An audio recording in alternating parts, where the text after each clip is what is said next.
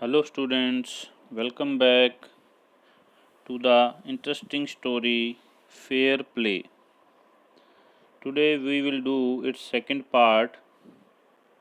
Last हमने किया था जब जो एक ओल्ड आंट थी जुम्मन शेख की, वो अपनी सारी प्रॉपर्टी उसके नाम कर देती है और बदले में उनके बीच में ये थोड़ा इनफॉर्मल सा एग्रीमेंट होता है, यानी कोई लिखा पढ़ी तो होती नहीं कि वो उसको अपने साथ रख लेगा और सारी उम्र उसका ध्यान रखेगा, उसको खाना वाना या सब देगा। लेकिन बाद में 1-2 साल के बाद वो और उसकी वाइफ जो है अपनी ओल्ड आंट को तंग करने लग जाते हैं, उसको इवन खाना देने में भी बातें सुनाते हैं। तो वो डिसाइड करती है कि मैं पंचायत करूँगी गांव में, और इसके लिए वो अपने जो नेफ्यू है उसका जुम्मन शेख, उसके एक बेस्ट फ्रेंड अलगू चौधरी के पास जाती है और उसको भी कहती है कि तुम भी पंचायत में आकर ये सच्चाई बताना कि हमारे बीच में ये एग्रीमेंट हुआ था और उसका दोस्त गलत है। हालांकि उसका दोस्त अलगू चौधरी उससे पहले उसको कहता है कि भी चाची, भी जुम्मन मेरा बेस्ट फ्रेंड है तो मैं कैसे उसके ख़िलाफ़ हो सकता हूँ। फिर भी वो उस समय कोई जवाब नहीं देता कि वो पंचायत में आएगा या कैसे बोलेगा कि नहीं। वो हम देखते हैं अब इसके सेकंड पार्ट में पंचायत में क्या होता है। The panchayat was held the same evening under an old banyan tree. अब सेम डे सेम इवनिंग जो है मतलब उसी दिन शाम को बेनियन ट्री, वहाँ एक ओल्ड कोई बरगद का पेड़ था, उसके नीचे पंचायत हुई गांव में। Jumman stood up and said, अब जुम्मन खड़ा हो गया पंचायत में और उसने कहा, the voice of the panch is the voice of God. जैसे कहते हैं ना, पंच ही परमेश्वर है, भी जो पंचायत फैसला करेगी वही मैं मान लूँगा। और पंचायत जो है, पंचायत की आवाज़ मेरे लिए गॉड की आवाज़ है। Let my aunt nominate the head panch, I'll abide by her decision। अब उसने क्या कहा पंचायत में खड़ा होकर कि मेरे लिए पंच ही परमेश्वर है, तो मेरी आंट को खुद ही डिसाइड कर लेने दो कि वो किसका नाम नॉमिनेट करती है, किसको हेड बनाती है, भी किसका फैसला, कौन फैसला सुनाएगा, मैं उसकी बात मान लूँगा। I will abide by her decision. Abide by means accept, to accept, भी मैं उसको डिसीजन को एक्सेप्ट कर लूँगा। नाम मेरी आंट जिसका भी नाम ले देगी ना, उस वो जो फैसला करेंगे मैं उस फैसले को मान लूँगा। The panch knows neither friend nor enemy, what do you say to Algu Chaudhary, the old lady announced.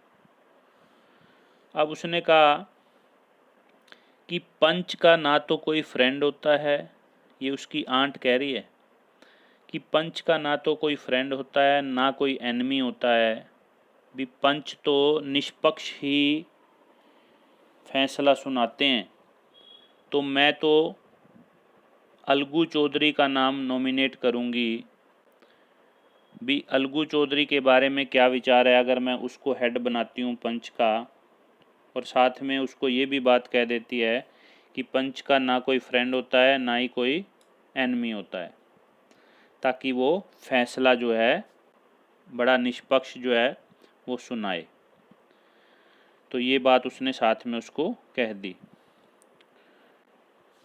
Fine, replied Jumman, hiding his joy over this unexpected piece of luck.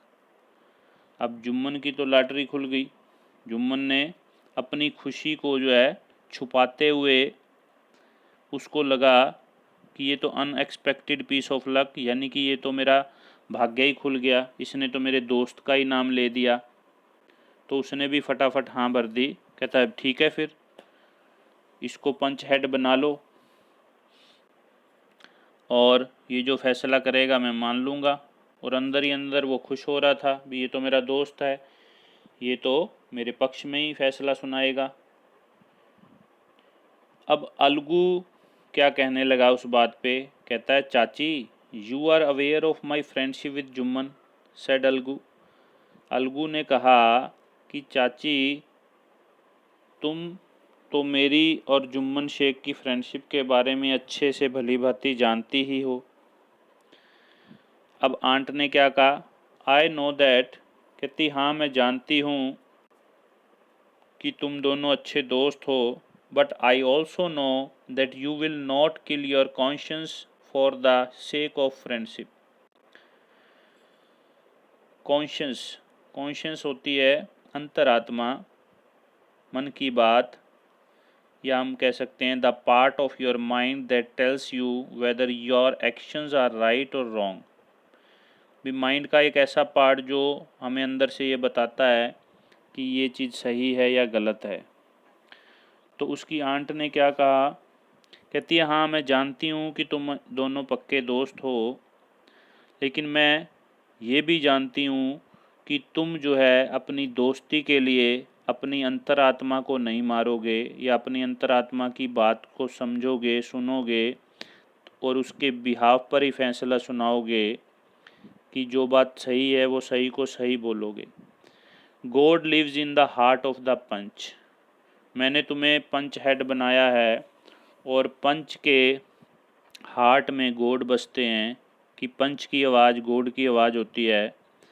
And his voice is the voice of God, कि पंच ही परमेश्वर है और उसकी voice God की voice ही मैं मानती हूँ। And the old lady explained her case, और फिर उसके बाद ओल्ड लेडी ने अपना किस्सा सुनाया भी उसको क्या प्रॉब्लम है। जुम्मन सेड अलगू, अलगू ने अब क्या कहा, Jumman you and I are old friends, तुम और मैं बड़े पुराने दोस्त हैं। Your aunt is as dear to me as you, और तुम्हारी आंट मुझे उतनी ही मतलब प्रिय है जितने कि तुम हो भी मेरे लिए। तुम्हारी आंट और तुम में कोई फ़र्क नहीं है। नाउ आई एम अ पंच, और मैं अब पंच हेड बन गया हूँ। You and your aunt are equal before me, इसलिए मेरे सामने तुम और तुम्हारी आंट बिल्कुल इक्वल हो। मेरे लिए तुम और तुम्हारी आंटी जो है मतलब एक जैसे ही हो। वट हैव यू टू से इन योर डिफेंस। अब आंट ने तो अपना किस्सा सुना दिया, तुम्हें अपने डिफेंस में कुछ कहना है। डिफेंस का मतलब भी आंटी ने मान लो तुम्हारे पे कोई इल्ज़ाम लगाया है, ब्लेम किया है, तुम्हें उसके बचाव में कुछ कहना है, अपनी बात रखनी है। अब जुम्मन ने क्या कहा, 3 years ago began Jumman, my aunt transferred her property to me. भी 3 साल पहले मेरी आंट ने अपनी प्रॉपर्टी मेरे नाम की थी। I promise to support her as long as she lived, और मैंने उसको प्रोमिस किया था इसके बदले में कि मैं उसका सारी उम्र जब तक वो जीवित रहेगी उसका सहारा बनूंगा, उसका ध्यान रखूंगा। I have done all I could, और मेरे से जो बन पाता बन सकता था मैंने वो सब किया। There have been a couple of quarrels between my wife and her, but I can't stop it. एक दो बार मेरी वाइफ और मेरी इस आंट के बीच में झगड़ा भी हुआ है, लेकिन मैं उसको रोक नहीं पाया भी। Now my aunt is claiming a monthly allowance from me, लेकिन अब मेरी जो आंट है वो मेरे से मंथली जो भत्ता चाहती है गुजारा करने के लिए। दिस इज़ नॉट पॉसिबल, जो कि मेरे लिए पॉसिबल नहीं है। That's all I have to say, कि मैं तो बस इतना ही कहना चाहूँगा अपने डिफेंस में, बचाव में। Jumman was cross examined bye Algu and others. अब वो अलगू तो पंच हेड था, लेकिन साथ में और भी लोग थे जिन्होंने क्रॉस एग्जामिन किया। क्रॉस एग्जामिन क्या होता है बेटा, जैसे मान लो जुम्मन से या आंट से या जुम्मन से जो बाकी लोग थे उन्होंने भी क्रॉस एग्जामिनिंग की, यानी कि उससे कोई ना कोई, मान लो कोई किसी ने जवाब दिया, उसके जवाब में से ही क्वेश्चन ढूंढ के कोई और बात पूछ लेना सॉरी, उसको बोलते हैं क्रॉस एग्जामिन्ड। तो जुम्मन से अलगू ने और दूसरे लोगों ने कुछ और सवाल जवाब किए। देन अलगू अनाउंस्ड, उसके बाद फिर अलगू ने अनाउंस किया, डिसीजन लिया। We have gone into the matter carefully, कि हमने मैटर के ऊपर बड़े ध्यान से विचार विमर्श किया।